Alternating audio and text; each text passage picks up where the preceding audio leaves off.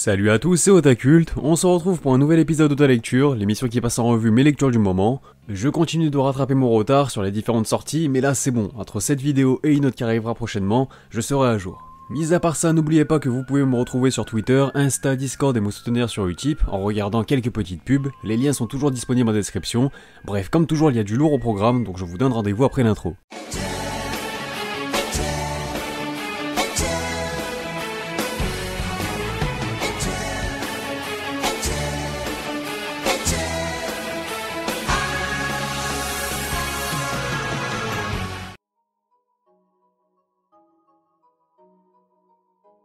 Tout d'abord voici le timecode, vous pouvez skipper des mangas qui ne vous intéressent pas mais aussi pour éviter d'éventuels spoils car ça reste des reviews de nouveaux tomes, il y a donc forcément du spoil hormis pour les nouvelles séries, les mangas sont toujours classés par éditeur. Et on commence cette série de reviews avec les éditions Kurokawa pour parler dans un premier temps du 3ème volume de la 6ème saison d'Hajime no Ippo, autrement dit le 112ème volume de la série.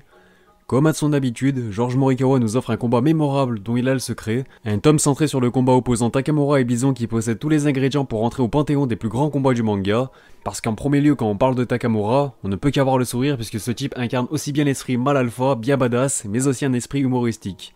Ce qui fait non seulement la grandeur de ce personnage, mais aussi la grandeur de ce combat, car il joue lui aussi sur ces deux tableaux. Un duel acharné avec un adversaire bien vénère, la dernière fois je vous avais prévenu que Bison serait à la hauteur de vos espérances.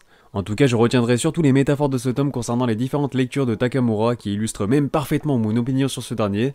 Un personnage à multiples facettes qui sait se montrer imprévisible, badass pour mieux nous surprendre et surtout nous faire rire. C'est littéralement le roi de la punchline et ça fait quand même plaisir de le voir en si grande difficulté, lui qui semble si intouchable. Bref, il faudra que je lui réserve une vidéo digne de ce nom, mais en tout cas, une chose est sûre, ce tome est vraiment fantastique. On reste avec les éditions Kurokawa histoire de causer du 4ème volume de Basilisk, The Oka Ninja Scrolls.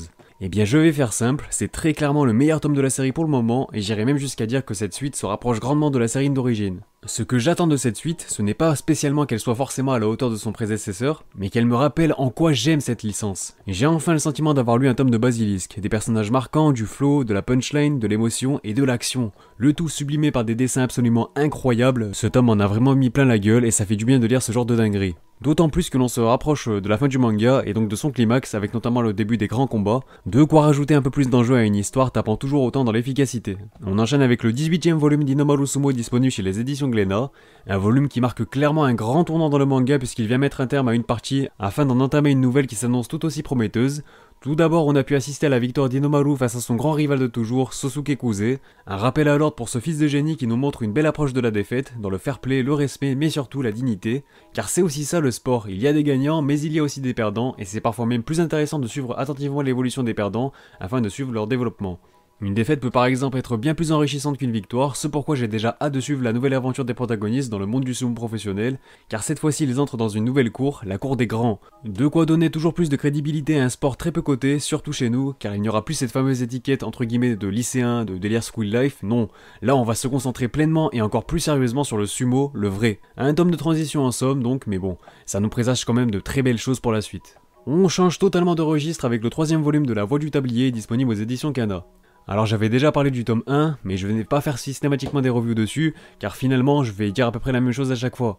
Forcément puisqu'il s'agit d'une comédie épisodique nous narrant les péripéties quotidiennes d'un ex-yakuza de légende, devenu désormais un homme au foyer, l'humour décalé marche toujours aussi bien sur moi, bien que j'ai peur que le concept finisse par s'user au fil des tomes. Pour le moment ce n'est pas le cas, chaque nouvel opus est un vrai plaisir à lire mais surtout une véritable bouffée d'air frais. Ça joue constamment sur le comique de situation, Tatsu se retrouve toujours dans des situations embarrassantes malgré lui, et ça me plie à chaque fois.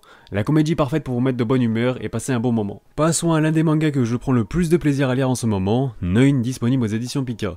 Une série qui ne cesse de monter en puissance à chaque nouveau tome, et le 3ème n'y fait pas exception. Bien au contraire, il est marqué par de grands chamboulements comme la mort d'un certain personnage qui va impacter le développement de quelques autres personnages, sans parler des révélations qui nous sont faites concernant George et sa véritable identité, une révélation que je vais trouver assez subtile d'ailleurs, même si on pouvait s'en douter.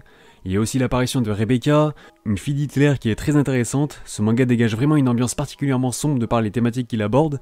Forcément on parle de la Seconde Guerre mondiale, de régime nazi, des thèmes forts dont on connaît tous l'histoire effroyable, mais pourtant, l'auteur parvient à nous la faire redécouvrir sous un nouveau jour. Je suis indéniablement fan du style de Tsutomu Takahashi. Ces traits ne paraissent pas forcément très soignés mais justement, je trouve que c'est ça qui fait leur force. Cela permet de forger une véritable identité à son style qui dépeint une ambiance aussi bien glaciale qu'angoissante. Bref, une histoire qui s'annonce de plus en plus fascinante et surtout captivante.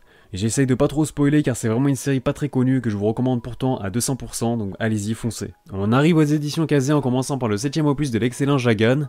J'ai fortement apprécié ce tome, et peut-être même davantage que les autres. Non seulement il aborde des thèmes intéressants comme le harcèlement, mais il soulève surtout des questions centrées sur leurs conséquences. Pourquoi les harceleurs finissent toujours par s'en sortir tranquillement, tandis que les harcelés sont condamnés à encaisser en silence? Doit-on se rendre justice nous-mêmes pour remédier à cela? Des questions que l'auteur aborde toujours avec subtilité et une grande pertinence, sans pour autant en faire trop. J'ai trouvé l'histoire de Kem et Imoshi assez touchante, mais surtout efficace puisque l'espace d'un petit homme te suffit à t'attacher à eux. On comprend qu'ils ne sont pas devenus des criminels pour le plaisir, mais selon eux, par nécessité, puisque personne n'a jamais été présent pour les soutenir lorsqu'ils en avaient besoin. Ils finissent donc par se mettre en tête de se venger de leurs harceleurs qui leur ont mis la misère au lycée, 10 ans après, et ils ont fait un véritable carnage pour le coup.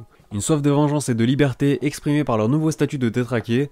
Encore une fois, je me répète, mais les pouvoirs d'un Jagan sont souvent bien trouvés et liés à une subtilité spécifique à chacun des personnages. Et enfin, je rajouterai que le développement de Jagasaki est lui aussi toujours intéressant, car il remet constamment en cause sa conception de la justice. Plus ça avance et plus il se rend compte qu'il y a au final peu de choses qui différencient un détraqué d'un simple être humain. Ce manga est un vrai plaisir à lire. On continue avec le 20ème opus de World Trigger. Je tiens dans un premier temps à saluer l'initiative des éditions Kazé de nous avoir offert une petite double page couleur au sein même du tome, c'est toujours une belle plus-value.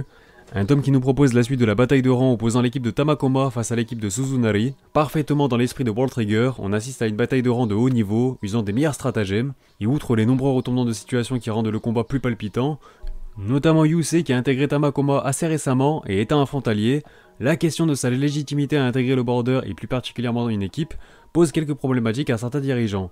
Ce qui aura forcément une importance pour la suite, donc j'ai hâte de voir comment cela va évoluer pour lui. Mis à part ça, je n'oublie pas de mentionner le semblant de développement du personnage de Shika. Alors oui, je parle de semblant de développement car on n'y est pas encore concrètement, mais on s'en rapproche. Depuis le début, on sait que cette petite fille a un potentiel trionique énorme à exploiter, mais moralement elle a toujours eu du mal à s'en servir. Or, Yusei se montre davantage intéressant en soulevant des questions sur son utilité dans l'équipe qui vont nécessairement la faire un peu cogiter pour mieux la faire évoluer. Car avec un tel potentiel, elle se doit d'en s'en servir pour aider au mieux son équipe, ce qui n'est pas toujours le cas. On enchaîne avec deux nouveautés, et dans un premier temps par le premier tome de Yankees, signé Atsushi Okada, disponible chez Doki Doki. Je précise également que la série s'est terminée en 6 volumes au Japon. Voici un petit synopsis. Ils vivent en bande et en marge de la société. Comme tout délinquant qui se respecte, ils sont prêts à tout pour défendre leur territoire face aux intrus et ne refusent jamais une bonne baston. Mais ces durs à cuire ne sont pas tout à fait comme vous l'imaginez, ce sont des chats de gouttière bien teigneux. Tout juste débarqué à Nekonaki, Ryusei, un chat balafré, part en quête d'un boss tricolore. Et c'est tout un quartier qui va s'embraser. Alors il s'agit d'un titre qui avait attisé ma curiosité lors de son annonce de sortie, mais finalement cette première lecture ne m'a pas tant emballé que ça. Yankees a tout de même le mérite d'apporter une touche d'originalité en mettant en scène des chats dans le monde de la rue, le genre Furio. Il faut donc prendre cette histoire au second degré et plutôt dans un registre comique. Et c'est là que le problème se pose à mes yeux, l'humour n'a pas pris sur moi, du coup le côté décalé et déjanté de la série ne m'a fait aucun effet. Cependant ça se laisse lire sans grande prétention, les dessins sont littéralement le gros point fort du manga, j'ai très clairement accroché sur ce point mais globalement, Yankees m'a tout de même laissé indifférent. On passe à la deuxième nouveauté de cette vidéo, avec le premier volume de Birdman de Yellow Tanabe, disponible aux éditions Vega. Voici de quoi ça cause. Eiichi Karasuma est un collégien très intelligent mais solitaire, il sèche souvent les cours avec son seul ami, Mikisada Komoda, un grand gars costaud. Un jour où il sèche, il rencontre Tsubame, une fille très énergétique, et Rei Sagisawa. Alors qu'ils prennent le bus, celui-ci a un accident. Au bord de la mort, Eiichi rencontre une légende urbaine, l'homme-oiseau. Alors j'ai été un peu plus emballé par celle-ci qui nous propose un registre complètement différent de Yankees. Dans Birdman, on tape clairement dans la science-fiction et donc dans un côté plus fantastique. Et même si ce premier volume sonne plus comme une intro qu'autre chose, il a le mérite d'avoir supposé les bases de l'intrigue convenablement et de manière efficace, tout en attisant assez ma curiosité concernant la suite. Forcément le délire autour de l'homme-oiseau est quand même bien intriguant, car il dégage toute une aura mystérieuse. Bon, je regrette tout de même que son identité nous soit révélée aussi vite, j'aurais bien aimé que l'auteur joue davantage sur le secret de son identité, mais bon. Mais ce contre-pied n'est pas plus mal puisque l'on termine ce tome avec un énorme cliffhanger, un espèce de holo monstrueux qui débarque sur Terre pour menacer l'humanité, donc sans être d'une grande intensité, on a droit à un premier tome assez efficace et qui garde une part de mystère. Je dirais donc que c'est un manga à suivre et à voir s'il saura développer son plein potentiel. Comme toujours vous me connaissez, je vous réserve systématiquement du lourd pour la fin, et cette fois-ci c'est les tomes 7 et 8 de Demon Slayer disponibles chez Panini Manga qui ont cet honneur. Des volumes qui me rappellent et qui me font prendre conscience de la claque qu'on va prendre lorsque le film sortira, et si l'info vous a échappé, il est prévu pour le 16 octobre prochain. Sérieusement, l'arc du train de l'infini est vraiment lourd, et je surkiffe la première lune inférieure dont je les appelle le nom d'ailleurs, mais bon, le gonze peut plonger dans le subconscient et donc modeler les rêves de ses victimes selon sa guise, pour ainsi leur faire ressurgir certains traumatismes. voire pire encore, leur faire ressurgir de bons souvenirs en ce qui concerne Tanjiro, de bons moments avec sa famille qu'il ne pourra plus jamais savourer comme avant. Et c'est d'ailleurs un point qui rend son duo fraternel encore plus beau avec Nezuko. Un arc qui ne cesse de gagner en intensité en nous proposant un rythme bien dynamique dont Koyoharu Gotogi a le secret. C'est déjà lourd à suivre en manga, mais alors avec le film, c'est même pas qu'on n'est pas prêt, c'est qu'on n'est pas encore né à ce niveau-là. On va être des petits nouveau-nés pleins d'innocence et on va en prendre plein les yeux tout simplement. Tout ça pour dire que je vous recommande de vous mettre au manga aussi, si ce n'est pas déjà fait car il est également de bonne facture. Ça permet aussi de voir précisément comment l'anime parvient à le sublimer, et avec un œil un peu plus focalisé sur l'aspect narratif et technique, ça rend le tout vachement plus intéressant à suivre à mon goût. Sur ce, la vidéo est terminée, j'attends vos retours dans les commentaires comme d'hab. N'hésitez pas à vous abonner pour ne pas louper les prochaines vidéos. Vous pouvez me retrouver sur différents réseaux sociaux, à savoir Twitter, Insta, mon Discord et mon Utip. Tous les liens sont en description. Moi je vous dis à très bientôt pour de prochaines vidéos, portez-vous bien, et surtout, on se reverra. 押し寄せてくる泣いてる場合じゃない